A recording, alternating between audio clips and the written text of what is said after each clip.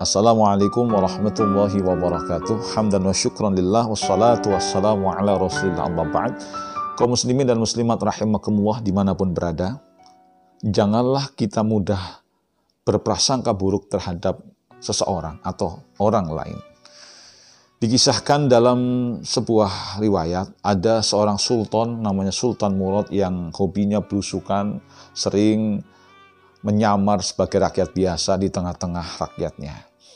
Suatu saat ketika dia mengajak ajudannya untuk berkeliling kota, di tengah jalan tergeletak sesosok mayat yang tidak ada satu orang pun yang mau meliriknya, apalagi untuk mengangkatnya. Ternyata setelah dicek betul itu adalah seorang yang telah meninggal dunia. Maka dia mengajak orang-orang yang melewat lalu lalang untuk mengangkatnya dan mengembalikan atau membawa pulang jenazah itu kepada keluarganya. Namun tak satu pun orang yang mau. Apa komentar mereka? Mereka mengatakan bahwa orang yang meninggal itu adalah seorang yang fasik, orang yang suka minum minuman keras dan suka melacur. Namun apa kata Sultan Murad? Ya, meskipun dia orang yang banyak dosa, tapi kalau memang dia betul-betul adalah umat Islam, mestinya dia harus diurusi. Oleh karena itu, Sultan Murad kemudian yang waktu itu masih menyamar mengajak orang untuk bersama-sama mengangkat jenazah itu dan mengembalikan kepada keluarganya. Begitu sampai di rumah, sang istri pun kemudian mengatakan, "Sungguh engkau adalah seorang waliullah, wahai suamiku. Engkau orang yang baik, wahai suamiku." Sehingga Sultan Murad pun bingung. Di satu sisi, masyarakat menganggapnya ini adalah seorang yang tukang mabuk dan berzina. Kenapa? Istrinya itu mengatakan ini adalah waliullah, orang yang baik.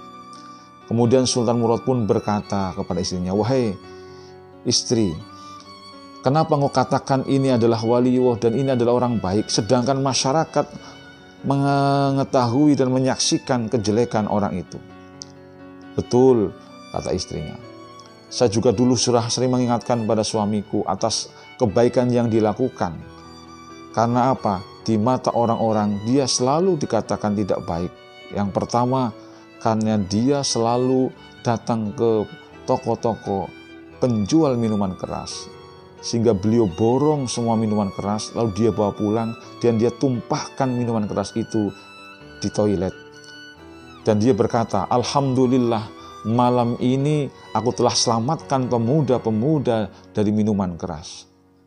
Dia juga sering mendatangi tempat-tempat pelacuran, kemudian dia beri uang pada wanita-wanita pelacur, dan dia mengatakan, "Wahai wanita-wanita pelacur, malam ini kalian sudah aku beli.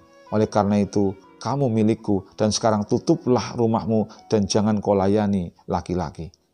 Artinya, suamiku ingin menyelamatkan pemuda-pemuda dari perzinahan, sehingga dia bayar wanita itu untuk tidak melayani orang lain. Dia sendiri tidak pernah melakukan perzinahan.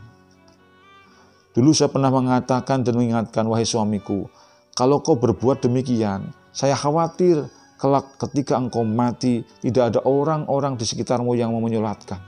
Tapi anehnya suamiku mengatakan, "Wahai istriku, biarlah orang-orang di sini tidak mau menyolatkanku, tapi aku yakin ketika aku mati nanti, sultanku, rajaku, dan ulama-ulama besar di negara ini akan menyolatiku." Spontan kaum muslimin mendengar jawaban sang istri. Sultan pun yang tadinya menyamar sebagai rakyat biasa, kemudian mengatakan, "Subhanallah, betul kata suamimu, wahai ibu. Memang akulah sultan dan rajamu. Dan kalau memang dia demikian baiknya, maka besok kita akan urus jenazahnya. Kita akan undang ulama-ulama besar untuk menyolatinya.